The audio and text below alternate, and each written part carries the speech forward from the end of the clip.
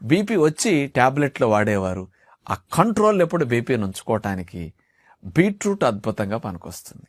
ఈ బీట్రూట్ బీపీని బాగా కంట్రోల్ చేస్తున్నదని సైంటిఫిక్గా నిరూపించారు సైంటిస్టులు.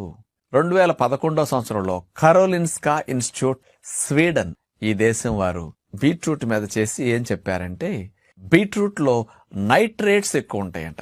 ఈ నైట్రేట్స్ మనం తీసుకున్న తర్వాత లోపలికి వెళ్ళి మన శరీరంలో నైట్రిక్ ఆక్సైడ్ ప్రొడక్షన్ని పెంచుతుందట. ఈ నైట్రేట్స్ బీట్రూట్లో ఉన్నాయి, మన లోపలికి వెళ్ళి డైజెషన్ అయ్యి శరీరంలోకి వెళ్ళాక నైట్రిక్ ఆక్సైడ్గా మారతాయి. కాబట్టి నైట్రిక్ ఆక్సైడ్ ప్రొడక్షన్ పెరుగుతుంది. ఈ నైట్రిక్ ఆక్సైడ్ ఏం చేస్తుందంటే బ్లడ్ వెజల్స్ని రిలాక్స్ చేస్తుంది, ముడుచుకుపోయిన వాటిని సాగేటట్టు చేస్తుంది. అందుకని బీట్రూట్ అనేది బీపీ ఉన్న వారికి చాలా మంచిది.